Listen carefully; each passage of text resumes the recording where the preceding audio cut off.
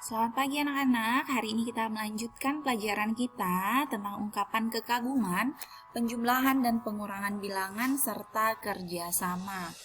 Sebelum mulai belajar, kita harus berdoa terlebih dahulu. Marilah kita berdoa dalam nama Bapa dan Putra dan Roh Kudus. Amin. Bapa kami yang ada di surga, dimuliakanlah namamu, datanglah kerajaanmu, jadilah kehendakmu di atas bumi seperti di dalam surga. Berilah kami rezeki pada hari ini dan ampunilah kesalahan kami, seperti kami pun mengampuni yang bersalah kepada kami. Dan janganlah masukkan kami ke dalam pencobaan, tetapi bebaskanlah kami dari yang jahat. Amin. Dalam nama Bapa dan Putra dan Roh Kudus. Amin. Anak-anak bisa buka buku paketnya di halaman 161 dan buku fokus tema 5-nya di halaman 96 ya. Nah, hujan turun rintik-rintik, Edo dan Beni sedang bermain di halaman rumah Beni. Saat itu matahari masih bersinar. Tiba-tiba Edo dan Beni melihat pelangi. Mereka senang dan bersorak melihat pelangi yang indah. Ini merupakan pengalaman mereka yang pertama. Pengalaman ini sangat mengesankan bagi mereka. Mereka melompat-lompat senang sambil bernyanyi. Nah, mereka bernyanyi lagu Hujan Rintik-Rintik ciptaan A.T. Mahmud ya anak-anak ya. Nah, kita bisa mendengarkan lagu ini secara bersama-sama sambil ikut bernyanyi ya. Tunggu sebentar.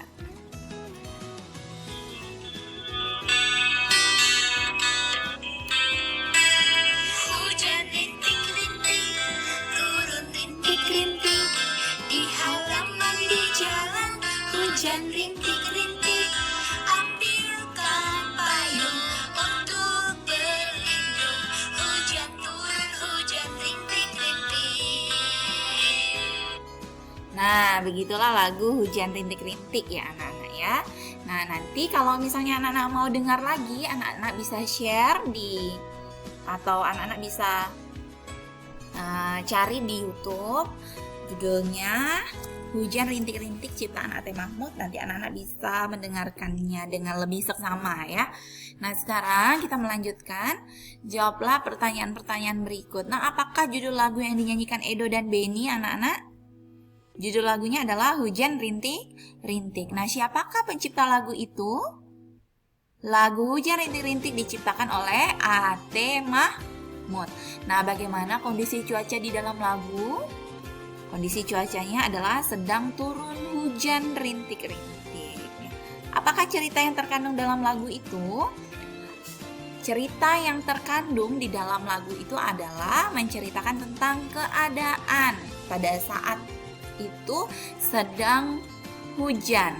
Jadi di halaman itu, di jalan itu terlihat tetesan-tetesan air yang berarti hujan ya anak-anak ya. Lalu harus menyiapkan payung untuk berlindung dari rintik-rintik hujan. Nah, seperti itu ya cara menjawabnya. Lanjut. Beni dan Edo menampung air hujan dengan ember. Mereka menampungnya ke dalam 2 ember. Sekarang ember-ember itu sudah penuh. Beni dan Edo memasukkan bola plastik ke dalam ember-ember itu. Beni memasukkan 13 bola ke dalam ember merah. Edo memasukkan 10 bola ke dalam ember biru. Mereka menghitung semua bola di ember merah dan biru. Nah, bagaimanakah cara menghitung semua bola di ember biru dan merah? Itu artinya dijumlahkan ya anak-anak ya. Nah, anak-anak harus tahu kalau tanda plus atau tanda tambah seperti ini itu artinya penjumlahan. Nah, kalau tanda strip atau kurang, ini tanda kurang artinya pengurangan. Nah, kita akan melihat contoh soal pengurangan dan penjumlahan. Lihat nomor 1. Udin memiliki 20 kelereng. Beni memberinya 11 kelereng lagi. Berapakah banyak kelereng Udin sekarang? Ditanya itu berapakah banyak, berarti penjumlahan. 20 ditambah 11 ya anak-anak ya. Nah, kalau ditanya berapa banyak jumlah, nah itu artinya penjumlahan ya. Jadi anak-anak harus memahami soal supaya anak-anak tahu apakah soal ini soal penjumlahan atau pengurangan. Ya. Nah, kita lihat yang nomor 2. Siti membawa 15 potong singkong goreng buatan ibunya untuk dimakan bersama teman-teman. Namun 4 potong jatuh di jalan. Berapakah sisa singkong goreng yang dibawa Siti? Nah, tadi Siti membawa 15 potong singkong. Lalu jatuh di jalan 4. Berapakah sisa? Nah, ini menunjukkan bahwa kalimat ini menyatakan kalau soal ini adalah soal yang berbentuk pengurangan, ya anak-anak ya. Sudah jelas bahwa ini pengurangan karena ada yang jatuh dan ditanya berapa sisanya. Nah, artinya itu adalah pengurangan, ya anak-anak ya. Berarti di sini ditulis tanda strip atau tanda kurang. Ini adalah bentuk soal pengurangan. Karena ada kata sisa, berapakah sisa?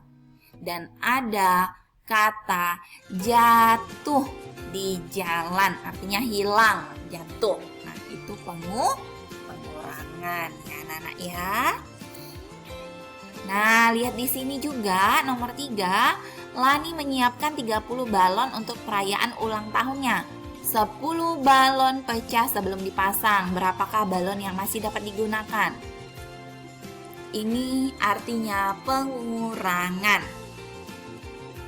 Karena pecah 10 sebelum dipasang.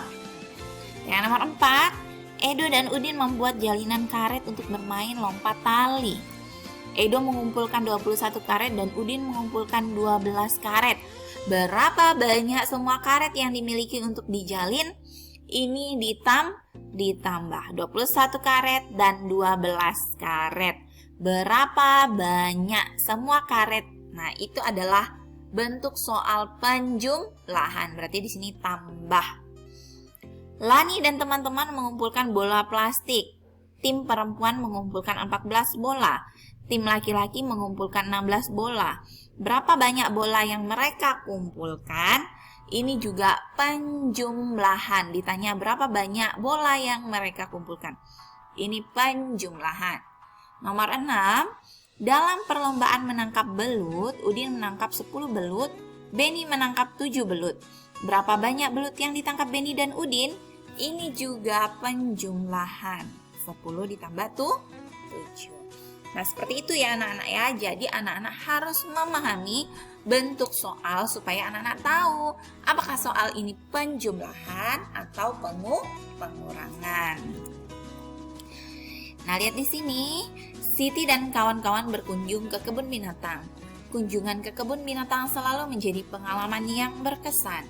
Di kebun binatang mereka melihat dan menemukan banyak hal. Nah, anak-anak, coba perhatikan. Kalau di sini kan nggak terlalu nampak ya. Coba kita buka bukunya. Di halaman 167 kita lihat bersama-sama. Nomor 1, Dayu melihat ada 10 burung nuri dan 16 burung kakak tua. Berapa banyak burung yang ada di kandang burung tersebut? Berarti ini penjumlahan. Nah, bentuk kalimat penjumlahannya adalah 10 ditambah 16 sama dengan titik-titik. Seperti itu ya. Nomor 2, Siti melihat ada 11 orang utan dewasa dan 18 anak orang utan. Berapa banyak orang utan yang ada di kandang itu? Ini juga penjumlahan. Nah, bentuk kalimat penjumlahannya adalah 11 ditambah 18 sama dengan titik-titik. Terakhir, di depan kandang gajah ada 15 pengunjung laki-laki dan 13 pengunjung perempuan. Berapakah banyak pengunjung yang ada di dalam kandang gajah? Itu juga penjumlahannya. Nah, inilah contoh bentuk penjumlahan. Nah, ini kalimatnya, ya kan? Ini bentuknya, bentuk penjumlahan dengan cara sederhana mendatar. 14 ditambah dengan 15 sama dengan 29. Nah, ini cara menurunnya anak-anak yang sederhana. 18 ini 10 digaris lalu ditambah. Nah, kita harus menjumlahkan atau menghitung dari mulai yang belakang ya anak-anak ya.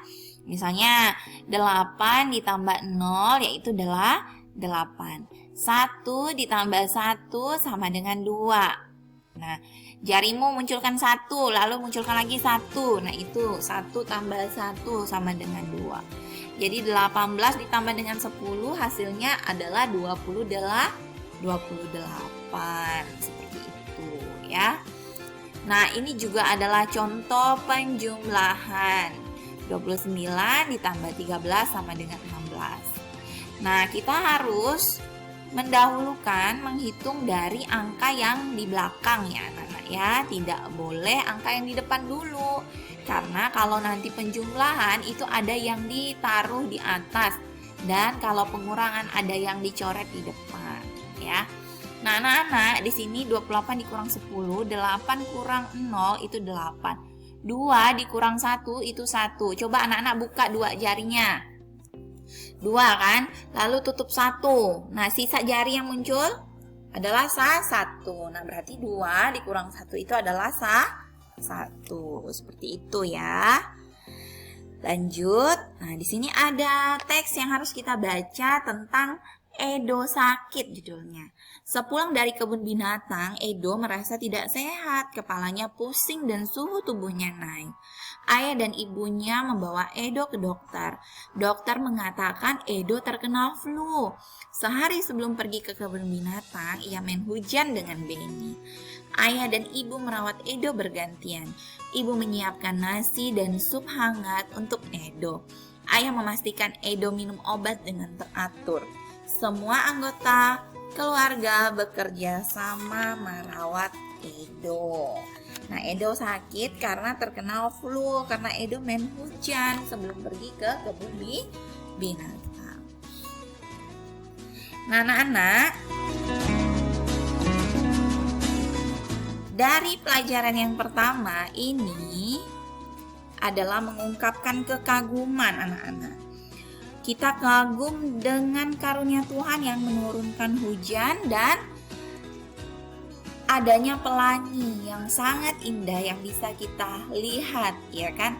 Nah, itu adalah wujud kekaguman kita terhadap ciptaan Tuhan.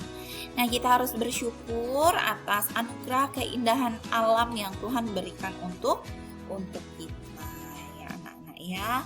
Nah, dan kita juga harus selalu bekerja sama dengan orang tua di rumah ya. Nah, salah satu bentuk kerjasama yang dilakukan ayah dan ibu terhadap Edo adalah merawat Edo saat sakit. Anak-anak, bentuk kerjasama lain yang bisa kita lakukan di masyarakat itu adalah kerja bakti. Nah, kerja bakti itu dapat dilakukan di berbagai tempat. Kerja bakti dapat dilakukan di sekolah dan di rumah, juga di masyarakat ya anak-anak ya. Jadi kalau di rumah kerja bakti itu semua harus dilakukan oleh anggota keluarga. Ada yang bertugas menyapu lantai, ada yang bertugas membersihkan tanaman, membersihkan kamar mandi dan perabotan di rumah. Nah, itu kerja baktinya anak-anak ya. Nah, mengapa sih kita harus selalu memupuk sikap saling kerja sama? Karena dengan bekerja sama itu pekerjaan yang kita lakukan akan cepat selesai, dan pekerjaan yang cepat selesai itu membuat kita merasa lebih dekat juga dengan keluarga kita, ya kan, karena bekerjanya bersama-sama. Begitu ya anak-anak ya. Nah, di sini ada 2 tugas yang harus anak-anak kerjakan. Yang pertama itu adalah menulis huruf B untuk kalimat yang sesuai dengan cerita Edo sakit. Yang nomor pertama, sepulang dari kebun binatang Edo merasa baik-baik saja. Berarti salah ya, jadi tulis S. Dan seterusnya dan seterusnya.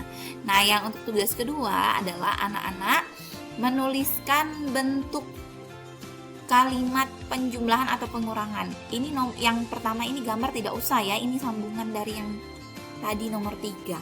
Nah, yang anak-anak kerjakan itu di nomor 4 dan 5 ya anak-anak ya. Jangan lupa ini tugasnya dikerjakan buku tematik PS ya. Nah, sekian anak-anak pelajaran hari ini. Terima kasih banyak dan Tuhan memberkati.